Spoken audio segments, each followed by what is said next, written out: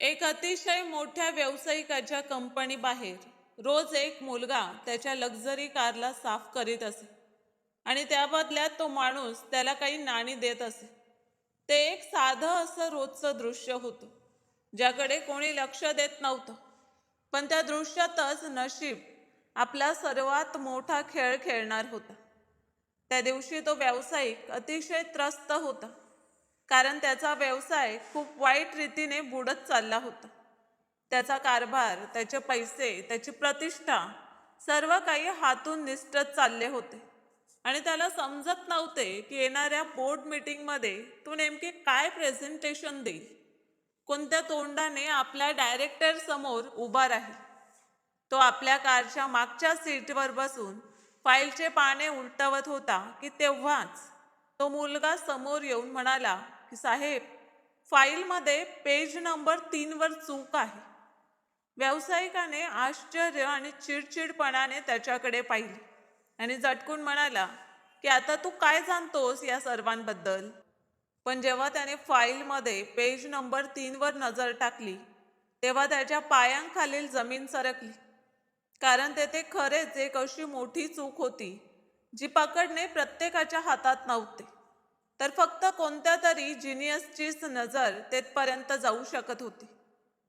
तो ताबडतोब कार बाहेर पडला, जेणेकरून त्या मुलाला नीट पाहता येईल. आणि तेव्हाच कथेचा खरा चेहरा त्याच्या समोर येणार होता. शहरातील व्यस्त रस्त्यांवर कारांचा धूर, हॉर्नचे आवाज आणि ट्रॅफिकच्या गोंगाटाने असं वातावरण तयार होत होतं, ज्यात श्वास घेणंही कठीण होत होतं. पण अजय पाटील आपल्या काळ्या रंगाच्या चमचमणाऱ्या लक्झरी कारच्या साऊंड प्रूफ काचांमधून आणि एअर कंडिशनरच्या थंडकीच्या मधोमध बसून या संपूर्ण जगापासून हरवलेला होता. तो शहरातील प्रसिद्ध व्यावसायिक टायकून होता, पाटील ग्रुपचा मालक. पण त्यावेळी त्याची कंपनी आपल्या आयुष्यातील सर्वात काळ्या काळातून जात होती. कारच्या मऊ चामड्याच्या सीटवर बसलेला असूनही त्याला असे वाटत होते जणू तो काट्यांच्या शय्येवर झोपलेला आहे. कारण त्याचे मन कारभाराशी जोडलेल्या गुंतागुंतीत आणि सतत घसरत जाणाऱ्या ग्राफच्या भुलभुलैयात वाईट रीतीने अडकलेले होते. त्याची नजर आपल्या मांडीवर ठेवलेल्या निळ्या फाईलवर खिळलेली होती, ज्यातील प्रत्येक पानावर कंपनीच्या विनाशाची एक नवी कहाणी लिहिलेली होती. दुसऱ्या दिवशी सकाळी होणारी बोर्ड मीटिंग त्याच्या आयुष्यातील सर्वात महत्त्वाचं वळण ठरणार होती, जेथे त्याला त्या स्पर्धकांचाही सामना करावा लागणार होता, जे गिधडांसारखे त्याच्या दिवाळखोरीची वाट पाहत होते, जेणेकरून कवडीच्या भावाने त्याच्या वडिलांच्या मेहनतीने उभ्या केलेल्या या कौटुंबिक कारभाराला विकत घेता येईल. अजय चांगलेच जाणून होता की जर त्याने त्या मीटिंगमध्ये कोणता तरी चमत्कार दाखवला नाही, तर त्याच्या वडिलांच्या आयुष्यभराच्या मेहनतीची माती होईल. तो फाईलचे पाने उलटवत होता, पण शब्द त्याच्या डोळ्यांसमोर नाचत होते आणि त्याचे मन कोणत्याही एका गोष्टीवर टिकतच नव्हते. याच उधळपट्टीत कार एका सिग्नलवर थांबली आणि बाहेरील जगाची झलक काचेच्या अगदी जवळ आली. हे त्याचे रोजचे रुटीन होते की जेव्हा जेव्हा त्याची कार ऑफिसजवळ त्या खास चौकात थांबते, तेव्हा एक मुलगा ज्याचे कपडे मळकट असतात, हातात एक जुना गालिचा कपडा आणि पाण्याची बाटली घेऊन कारकडे धावतो. आजही तेच झाले. तो मुलगा, ज्याचे वय साधारण 24 ते 25 वर्ष असेल, पण चेहऱ्यावर वेळेआधी आलेले गांभीर्य आणि डोळ्यात विचित्रसा रिकामेपणा घेऊन तो एक वेगाने कारजवळ आला आणि विचारल्याशिवायच समोरील स्क्रीन आणि काचा साफ करू लागला. अजयने चिडचिडेपणात डोके वर करून त्याच्याकडे पाहिले. त्या मुलाचे नाव संतोष होते, पण अजयसाठी तो फक्त त्या हजारो अज्ञात चेहऱ्यांपैकी एक होता, जे शहराच्या फुटपाथांवर आयुष्य काढतात. अजयला नेहमीच या गोष्टीचा राग येत असे की हे लोक परवानगीशिवाय गाडींना का स्पर्श करतात.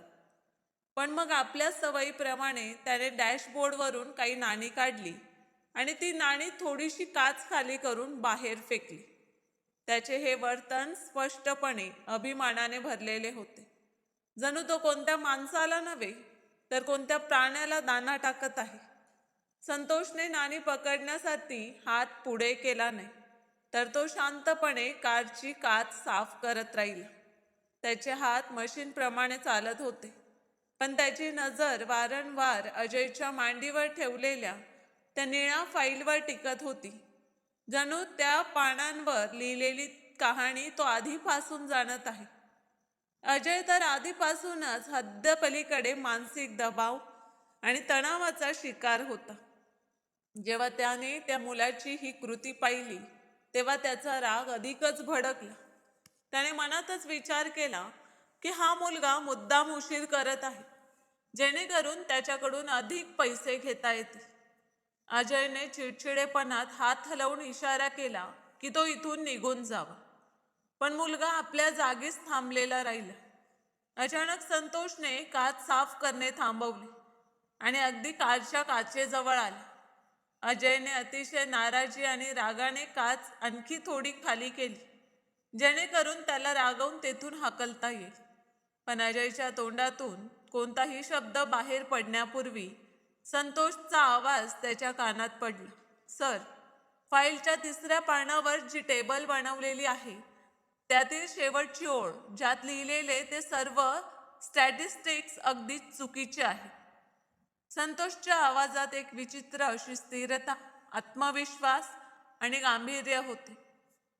अजय, जो त्याला झिडकारण्यासाठी पूर्ण तयार बसलेला, एका क्षणासाठी अगदी स्तब्ध झाला. त्याला आपल्या समजुतीवर विश्वास बसला नाही. एक रस्त्यावरचा मुलगा, जो कारंच्या काचा साफ करून आपली रोजीरोटी कमावतो, तो देशातील सर्वात मोठ्या कंपनीच्या मालकाला त्याच्या प्रीमियम स्टॅटिस्टिक्स फाईलची चूक सांगत आहे. अजयचा राग, जो आधीपासूनच उकळत होता, आता फुटला. ही काय बडबड करतो आहेस? अजयने ओरडून म्हटले. तुझी हिंमत कशी झाली माझ्या फाईलमध्ये डोकावण्याची? 2 पैशांचा अडाणी माणूस तू. जाणतोस तरी हे काय आहे? हे कोणते मुलांचे चित्रकलेचे पुस्तक नाही, हे कोट्यवधींच्या हिशेबाची फाईल आहे. तू तुझे काम कर आणि मला शिकवण्याचा प्रयत्न करू नकोस, समजले? अजयचा आवाज इतका तिखट, अपमानजनक आणि विषाने भरलेला होता की जर त्याच्या जागी कोणी दुसरा असता तर कदाचित लाजेने जमिनीत गाडला गेला असता किंवा भीतीने तेथून पळून गेला असता. पण संतोषच्या चेहऱ्यावर भीतीची कोणतीही सावली नव्हती. उलट त्याच्या डोळ्यात एक विचित्र दुःख आणि खोल खेद उतरला. त्याने एक खोल श्वास घेतला आणि अतिशय शिष्टाचार आणि संयमाने म्हटले की सर, मी जाणतो की मी माझ्या अवकाती पलीकडे बोलतो आहे, पण माझ्यावर विश्वास ठेवा. पेज नंबर 3 वर जो नफ्याचा अंदाज लावलेला आहे, तो एक्सेल शीटमध्ये अगदी चुकीचा नोंदवलेला आहे. जर तुम्ही अशीच ही फाईल बोर्ड मीटिंगमध्ये घेऊन गेलात तर तेथे असलेले एक्सपर्ट्स हे ताबडतोब पकडतील आणि तुम्हाला खूप अपमान सहन करावा लागेल. मी फक्त यासाठी सांगितले जेणेकरून तुमचे नुकसान होऊ नये. इतके म्हणून संतोषने ती नाणी, जे काही वेळापूर्वी अजयने चिडचिडेपणात जमिनीवर फेकले होते, ते रस्त्यावरून उचलले आणि त्यांना अजयच्या कारच्या डॅशबोर्डवर अतिशय व्यवस्थित ठेवले. मग काही न बोलता शांतपणे मागे हटला. याच दरम्यान सिग्नल उघडला होता आणि मागे उभे असलेल्या कारांचे हॉर्न वेगाने वाजू लागले होते. अजयने राग आणि अस्वस्थतेत कारला गिअरमध्ये टाकले आणि वेगाने पुढे निघाला. त्याचे हृदय असामान्य रीतीने वेगाने धडकत होते आणि कपाळावर घामाचे थेंब उमटले होते. तो सतत हेच विचार करत राहिला की हा कसा विचित्र मुलगा होता, ज्याने भीक घेण्यास नकार दिला आणि उलट त्यालाच एक महत्त्वाचा सल्ला देऊन निघून गेला. अजयचे मन वारंवार त्या मुलाच्या बोलण्याकडे परतत होते.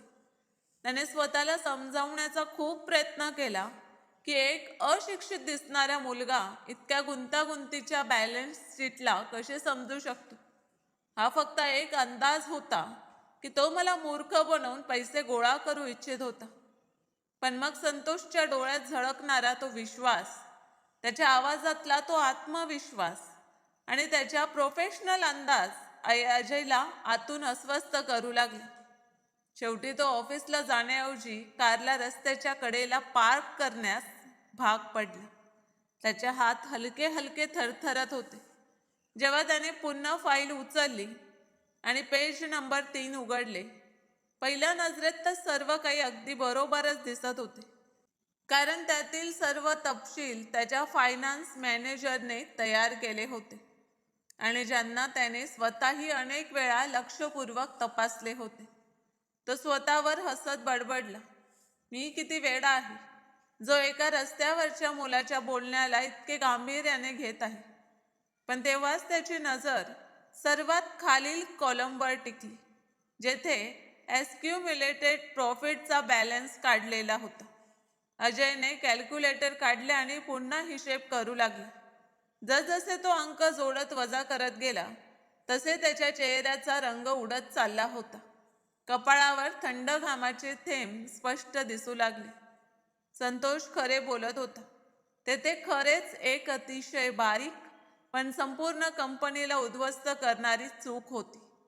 फॉर्म्युल्यात एक छोटासा प्रपोर्शन चुकीच्या जागी लावलेला होता. बॅलन्स शीटमध्ये डिप्रिशिएशनला चुकीच्या कॉलममध्ये जोडले गेले होते, ज्यामुळे जो प्रॉफिटचा ग्राफ वर जात असल्याचे दिसत होते, तो वास्तवात कंपनीला मोठ्या तोट्यात नेत होता. चूक इतकी सूक्ष्म होती की सामान्य माणूस तर काय, कोणताही तज्ज्ञ अकाउंटंटही पहिल्या नजरेत फसला असता. पण तो मुलगा जो चालत्या कारच्या बाहेर उभा राहून काचेजवळून उलट्या पडलेल्या फाईलला पाहत होता, त्याने काही सेकंदातच ही चूक कशी पकडली. अजयच्या पायांखालील जमीन सरकली.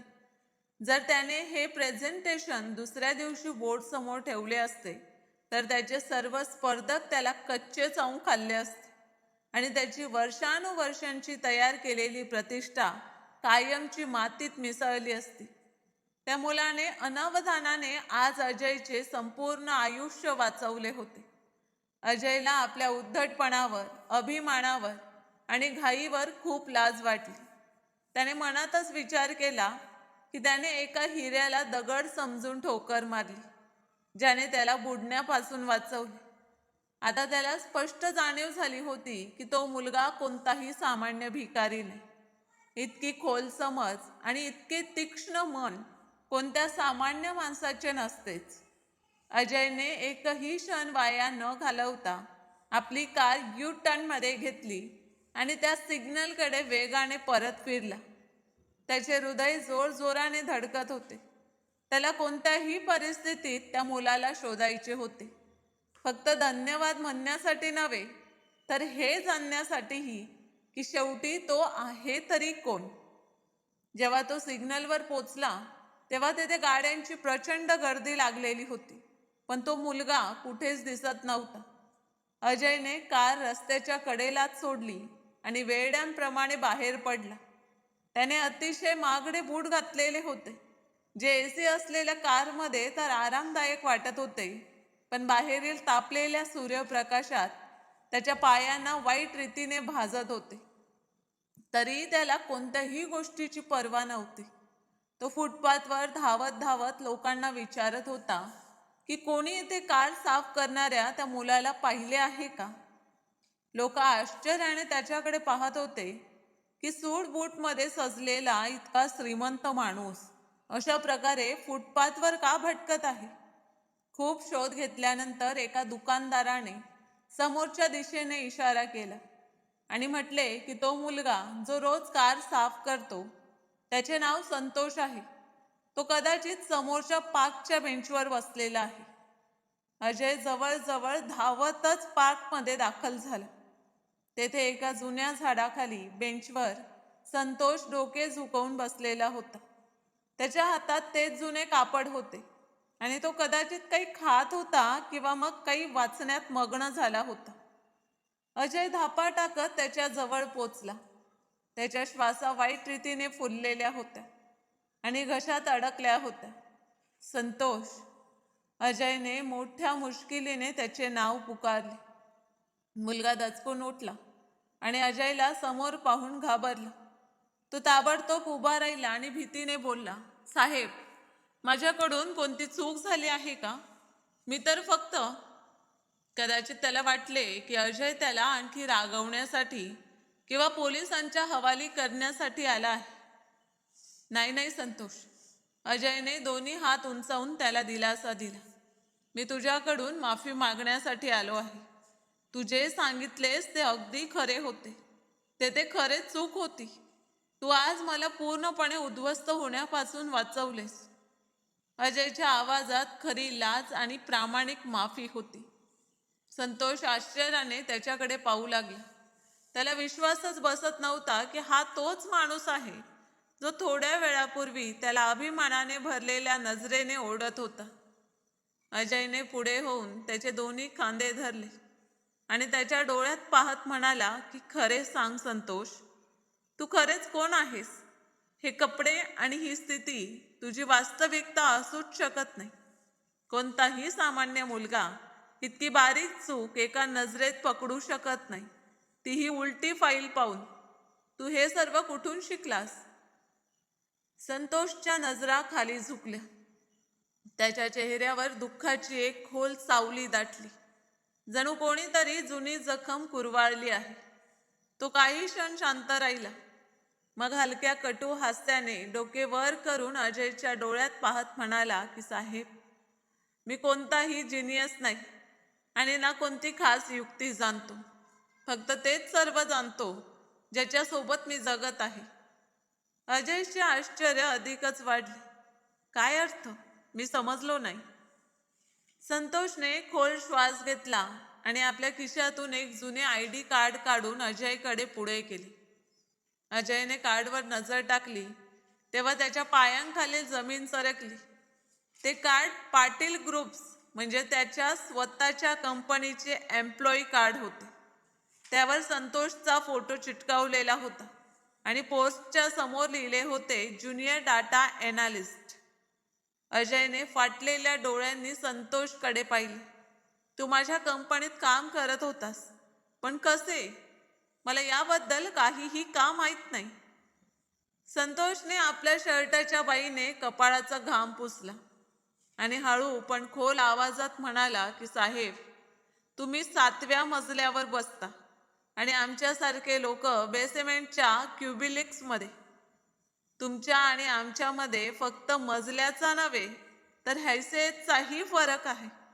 म्हणूनच तुम्हाला आम्ही माणूस म्हणून दिसत नाही. फक्त तुमची कार साफ करायला येतो तेव्हाच दिसतो. त्याच्या आवाजात तक्रार कमी आणि वर्षानुवर्ष दाबलेली जखम जास्त होती. अजयला आठवले की खरेच त्याने कधीही आपल्या खालच्या स्टाफकडे लक्ष दिले नव्हते. तो नेहमी एक्झिक्युटिव्ह आणि मॅनेजर्सच्या मधोमधच गुंतलेला राहत असे. पण तू येथे रस्त्यावर का आहेस? अजयने अस्वस्थतेने विचारले. तुला नोकरीतून कोणी काढले आहे? संतोषने आपल्या आत दाबलेल्या जुन्या आठवणी, राग आणि दुःख बाहेर काढत सांगू लागला, सर, आजपासून नेमके 6 महिने आधीपर्यंत मी तुमच्या कंपनीच्या फायनान्स डिपार्टमेंटचा खूप हुशार, मेहनती आणि वेगाने पुढे जाणारा कर्मचारी होतो. मी युनिव्हर्सिटीमध्ये गोल्ड मेडल मिळवले होते. मोठमोठी स्वप्ने घेऊन तुमच्या कंपनीत जॉईन केले होते. मी दिवस रात्र काम करत असे, फक्त यासाठी की कंपनीची प्रणाली आणखी चांगली व्हावी. ज्या अल्गोरिदमवर आज तुमची संपूर्ण प्रणाली चालते ती डिझाईन करणारा मीच होतो. पण माझी सर्वात मोठी दुर्दैवी गोष्ट ही होती की मी प्रामाणिक होतो. तुमचे फायनान्स मॅनेजर श्री अनंत हे नाव ऐकताच अजय दचकला, कारण अनंत हा त्याचा सर्वात विश्वासू माणूस होता. संतोषने कडवटपणाने पुढे म्हटले की हो सर, तेच श्री अनंत. ते कंपनीच्या आर्थिक गैरव्यवहार करत होते. जेव्हा मी डाटा एनालिसिस दरम्यान सर्व गडबडी पकडल्या आणि ठोस पुरावे गोळा केले तेव्हा माझ्या अविचारीपणात ते सर्व पुरावे घेऊन मी थेट त्यांच्याचकडे गेलो. मला वाटले की कदाचित ही सर्व अनावधानाने झालेली कोणती चूक असेल, पण त्यांनी चालाकीने सर्व पुरावे आपल्याकडे ठेवले आणि दुसऱ्या दिवशी माझ्यावर डाटा चोरी आणि फ्रॉडचा आरोप लावला. ते सिनियर होते आणि मी ज्युनियर, म्हणून त्यांच्या बोलण्याला मान्यता दिली गेली आणि माझं कोणीच काहीच ऐकलं नाही. मला सर्वांसमोर अपमानित केले गेले आणि सिक्युरिटी गार्डच्या माध्यमातून ऑफिस बाहेर काढले गेले. ही गोष्ट येथेच संपली नाही सर. त्यांनी माझी प्रतिष्ठा इतकी वाईट रीतीने खराब केली की संपूर्ण शहरातील कोणत्याही कंपनीने मला नोकरी देण्यास नकार दिला. माझे वडील आधीच वारले होते आणि घरात आजारी आई होती. तिच्या उपचारासाठी आणि घराच्या खर्चासाठी मी माझा लॅपटॉप, माझी पुस्तके, अगदी घरातील उरलेले सामानही विकले. जेव्हा काहीही उरले नाही आणि कोणताही मार्ग दिसला नाही, तेव्हा मजबुरीत मी हे कापड उचलले.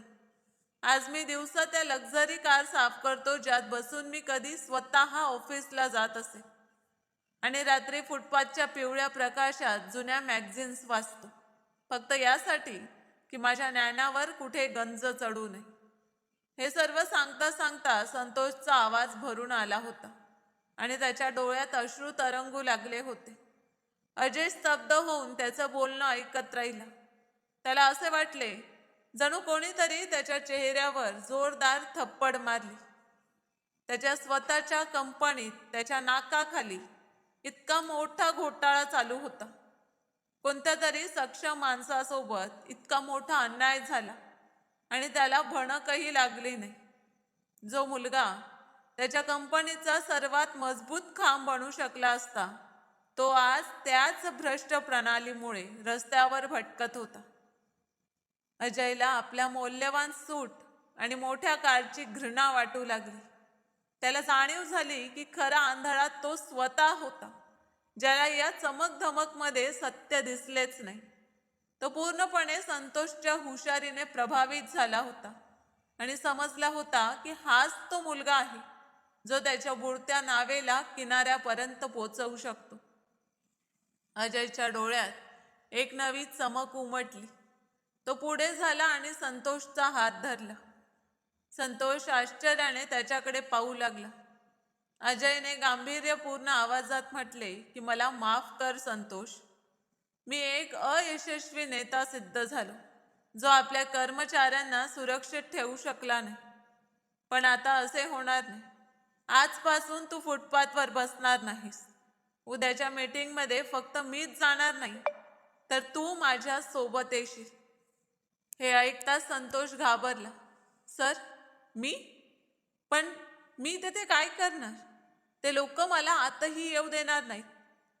अजयने कठोर आवाजात म्हटले की ती माझी कंपनी आहे आणि मी पाहू इच्छितो की तुला थांबवण्याची हिंमत कोण करतो. तू संपूर्ण प्रेझेंटेशन तयार करशील आणि मला सांगशील की प्रणाली कशी दुरुस्त करायची. तू माझी मदत करशील का आपल्या कंपनीला वाचवण्यासाठी? संतोषच्या डोळ्यात एक अशी आशेची चमक परतली जी कदाचित महिन्यांपासून विझली होती.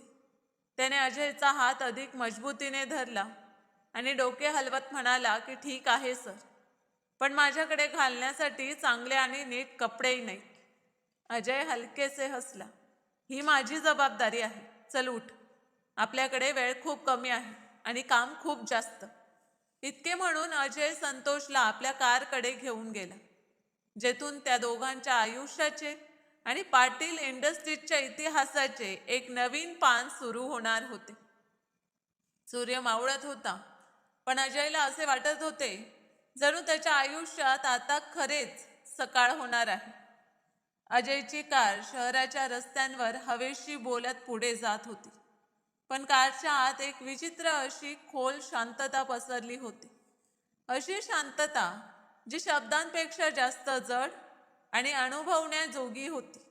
संतोष, जो काही वेळापूर्वी फुटपाथची धूळ खात होता, आता एका अशा मजबूत आणि सन्माननीय सीटवर बसलेला होता, ज्याचे स्वप्न त्याच्यासारखे लोक पाळणेही गुन्हा समजतात. तरीही त्याच्या डोळ्यात अद्याप असुरक्षिततेची सावली स्पष्ट दिसत होती. तो वारंवार आपल्या गलिच्छ आणि जुन्या कपड्यांकडे पाहत होता, जणू त्याला भीती वाटत होती की कदाचित त्याच्यामुळे कारच्या महागड्या सीट्स खराब होऊ नयेत. अजयने डोळ्यांच्या कोपऱ्यातून त्याची ही अस्वस्थता आणि भीती अनुभवली. आणि त्याच्या हृदयात एक खोल टीस उमटली. त्याने विचार केला की परिस्थिती ही कधी कधी किती मोठा अन्याय करते, की एका अतिशय मौल्यवान हिऱ्यालाही दगड बनण्यास भाग पाडते. जेव्हा कार एका आलिशान बंगल्याच्या गेटमधून आत दाखल झाली, तेव्हा संतोषचे डोळे आश्चर्याने विस्फारले. हे अजयचे घर होते, जे कोणत्याही महालापेक्षा कमी वाटत नव्हते. अजयने कार थांबवली आणि इशाऱ्याने संतोषला उतरण्यास सांगितले. संतोष संकोचात बाहेर पडला. अजयने घरातील नोकरांना आवाज दिला आणि स्पष्ट सूचना दिली की संतोषला गेस्ट रूममध्ये घेऊन जा. त्याच्यासाठी माझ्या उत्तम सूटपैकी एक काढून द्या आणि हो, त्याच्या खाण्यापिण्याची पूर्ण व्यवस्था असली पाहिजे. संतोष काही बोलू इच्छित होता, पण अजयने हात उंचावून त्याला थांबवले आणि गांभीर्यपूर्ण पण आपुलकीने भरलेल्या आवाजात म्हणाला की आता कोणतंही बोलणं नाही संतोष. आधी तू फ्रेश हो, जेवण कर, मग आपण आपल्या लढाईची तयारी करू. सुमारे 1 तासानंतर जेव्हा संतोष खोलीतून बाहेर पडला, तेव्हा अजय त्याला ओळखूच शकला नाही. आंघोळ करून आणि उत्तम कपडे घालून संतोषचं संपूर्ण व्यक्तिमत्वच बदललं होतं. त्याच्या चेहऱ्यावरची धूळ माती पूर्णपणे नाहीशी झाली होती आणि आता तो गरिबांच्या आवरणामागे लपलेला नव्हता, तर आत्मविश्वासाने भरलेला एक समजूतदार युवक दिसत होता. त्याच्या डोळ्यात तीच बुद्धिमत्ता चमकत होती जी अजयने प्रथम कारच्या काचेबाहेरून पाहिली होती. फक्त आता त्यात आत्मविश्वासाची एक हलकी पण मजबूत चमकही जुडली होती. अजय हसला आणि त्याला स्टडी रूममध्ये घेऊन गेला, जी पुस्तके, कॅमेरे आणि महाग महाग कॅम्प्युटर सिस्टम्सने भरलेली होती. अजयने एका खुर्चीकडे इशारा केला आणि स्वतः दुसऱ्या बाजूला बसत म्हणाला की संतोष, ही रात्र आपल्या आयुष्यातील सर्वात लांब रात्र ठरणार आहे. उद्या सकाळी ठीक 9 वाजता बोर्ड मीटिंग आहे आणि आपल्याला फक्त ती चूक दुरुस्त करायची नाहीये, तर अशी योजना सादर करायची आहे जी सर्वांना आश्चर्यचकित करेल. संतोषने डोके हलवले आणि वेळ वाया न घालवता लॅपटॉप आपल्याकडे ओढले. जसे त्याच्या बोटांनी कीबोर्डला स्पर्श केले, तसे त्याचे संपूर्ण शारीरिक अंदाज बदलले. आता तो कोणताही घाबरलेला मुलगा नव्हता, तर असा तज्ज्ञ खेळाडू दिसत होता जो आपल्या खऱ्या मैदानात उतरला आहे. काम सुरू होताच वेळेची जाणीवच संपली. संतोषने प्रथम फाईल उघडली आणि अजयला दाखवत म्हणाला की सर, हे पहा, ही फक्त टायपिंगची चूक नाही. त्याच्या आवाजात गांभीर्य आणि विश्वास भरलेला होता. अजय झुकून स्क्रीन पाहू लागला आणि संतोष एक एक डाटाची थर उघडू लागला. हा फॉर्म्युला मुद्दाम छेडला गेला आहे सर. जर तुम्ही मागील महिन्याची बॅकअप फाईल पाहिलीत तर तेथे सर्व काही अगदी बरोबर आहे, पण काल रात्री ठीक 2 वाजता सिस्टममध्ये लॉगिंग होऊन या खास सेलला पूर्णपणे बदलले गेले आहे. अजयचे डोळे रागाने लाल झाले आणि त्याच्या तोंडातून निघाले, याचा अर्थ हे सर्व एक षड्यंत्र होते, जेणेकरून मी मीटिंगमध्ये सर्वांसमोर अपमानित होईन. संतोषने डोके हलवत म्हटले की हो सर, आणि हे लॉगिंग IT हेड श्री अनंतच्या ID ने झाले आहे. हे ऐकताच अजयने आपली मूठ आवळली. ज्या माणसावर त्याने सर्वात जास्त विश्वास ठेवला होता, त्यानेच त्याच्या पाठीत खंजर खुपसला होता. अजय रागात उभा राहिला, पण संतोषने अतिशय शांततेने म्हटले की सर, राग करण्याचा हा वेळ नाही. सर्वात उत्तम सूड हाच असेल की आपण त्यांच्या हल्ल्याला त्यांच्याच पराभवात बदलू. माझ्याकडे एक कल्पना आहे. आपण फक्त जुना डाटा दुरुस्त करणार नाही, तर त्या लपलेल्या फंड्सनाही समोर आणू, ज्यांना अनंतने गबन करून ऑफशोर अकाउंटमध्ये लपवले आहे आणि जे सध्या कंपनीच्या बॅलन्स शीटमध्ये हेरफेर म्हणून दिसत आहेत. मी त्यांच्या गुप्त खात्यांचा माग कधीच काढला होता, जेव्हा मी तेथे काम करत होतो. फक्त तेव्हा माझ्याकडे अधिकार नव्हते आणि आता तुमच्या पासवर्डने तो अधिकार मला मिळेल. संपूर्ण रात्र ते दोघे थांबल्याशिवाय काम करत राहिले.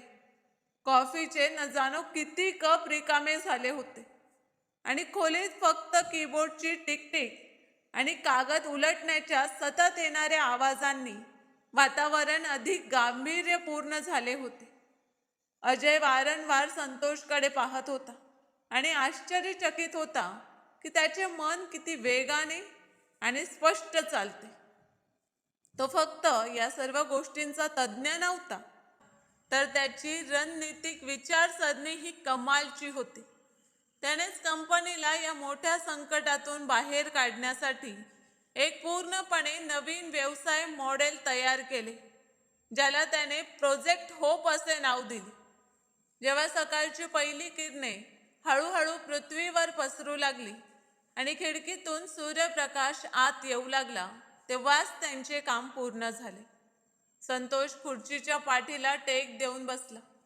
त्याचे डोळे थकव्याने लाल झाले होते, पण चेहऱ्यावर विजयाचे हलकेसे हास्य आणि खोल शांतता स्पष्ट झळकत होती.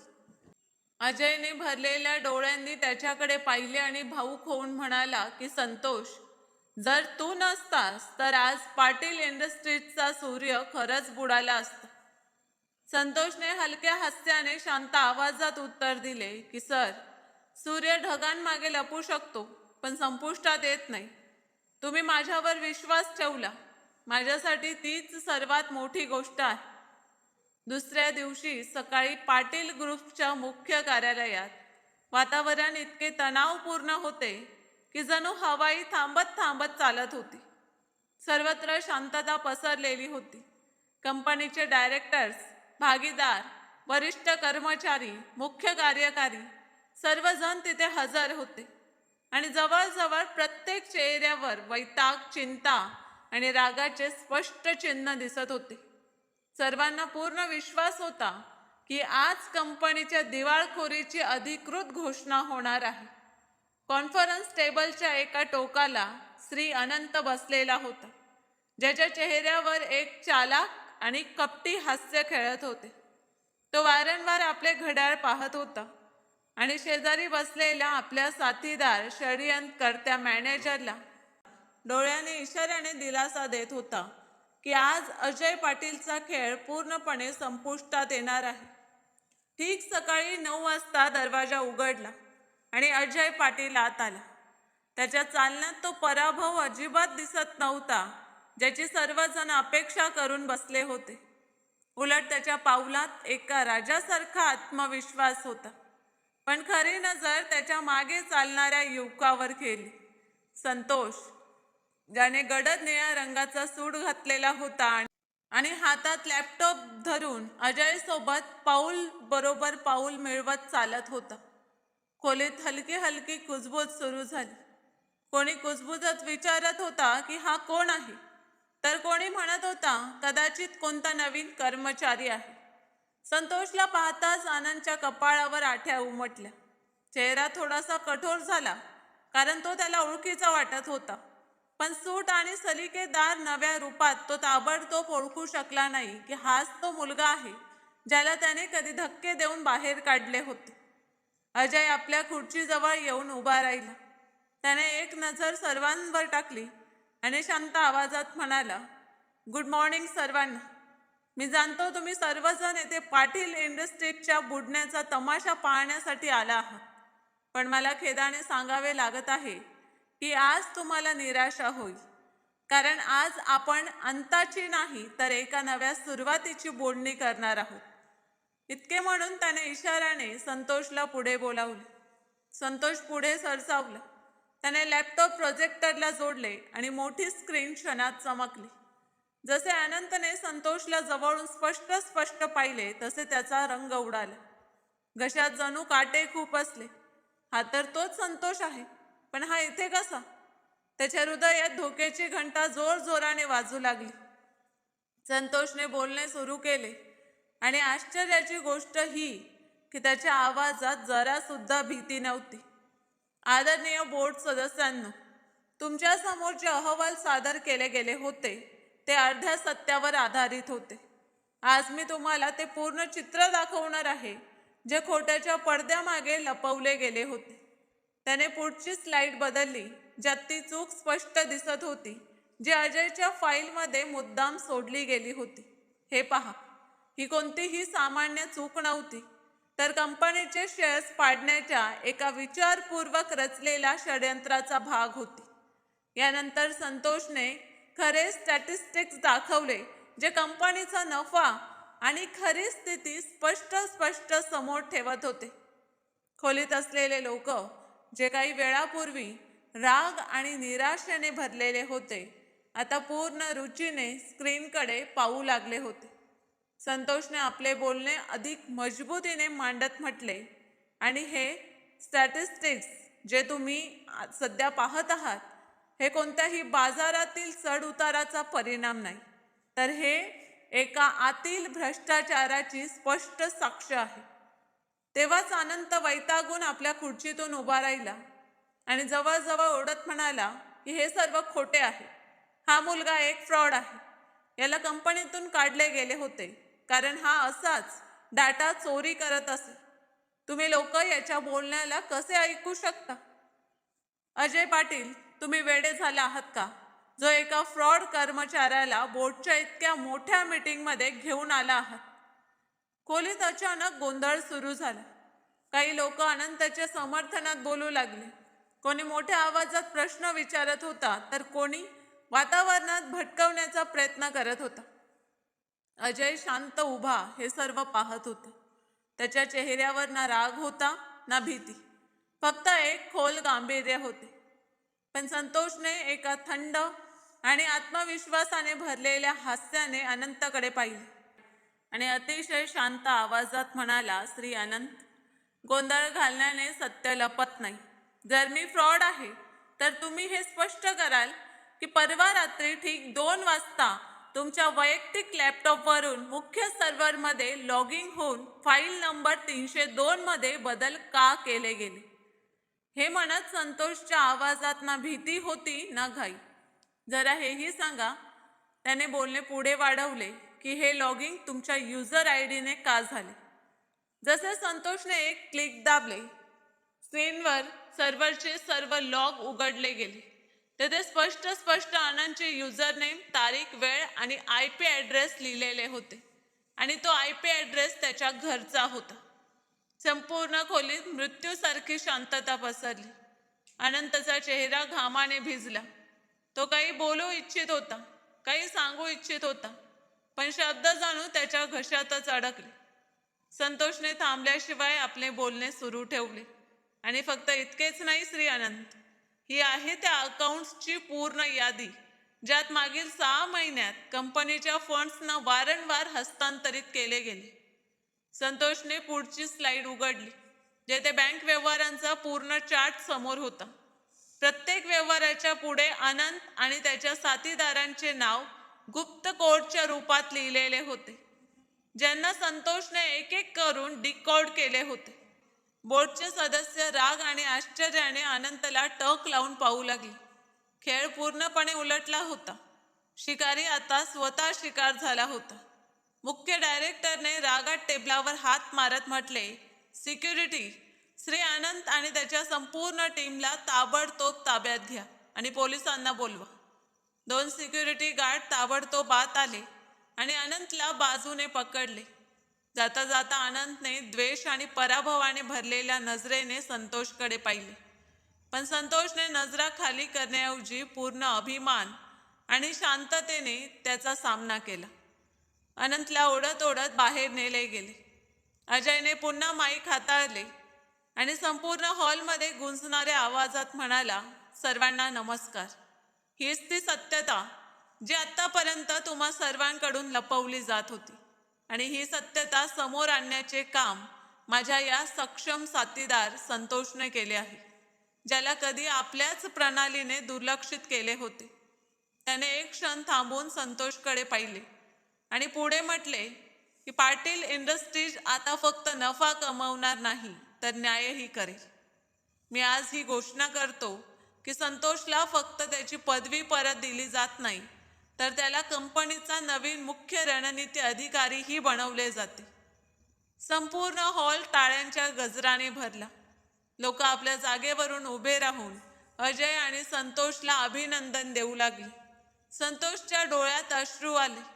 हे अश्रू दुःखाचे नव्हते, तर त्या विजय आणि विश्वासाचे होते, ज्याला त्याने मोठ्या कष्टाने प्राप्त केले होते.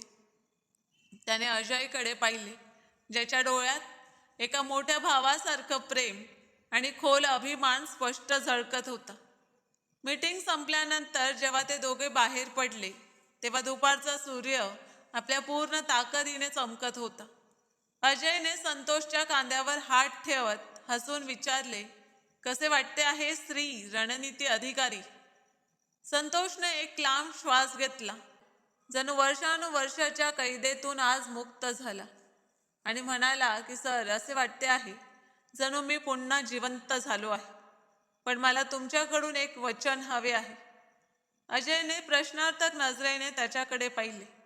संतोषने गांभीर्याने म्हटले की सर, आपण ही गोष्ट पक्की करू की कोणताही प्रतिभावान फक्त यासाठी वाया जाणार नाही की त्याच्याकडे शिफारस नाही किंवा तो गरीब आहे. अजयने हसून त्याचा हात धरला आणि म्हणाला की हे माझे वचन आहे. वेळ वेगाने सरत गेली. पाटील इंडस्ट्रीज पुन्हा शहरातील सर्वात यशस्वी कंपन्यांमध्ये क्रमांक 1 वर आली होती. संतोषच्या नेतृत्व आणि कर्मचाऱ्यांच्या मेहनतीने कंपनीला नव्या उंचीवर पोहोचवले होते.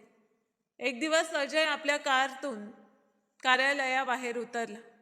तो आता खूप बदलला होता. त्याच्या चेहऱ्यावरून अहंकार पूर्णपणे नाहीसा झाला होता आणि त्याच्या जागी एक खोल मृदुता, समज आणि ठेहराव आला होता.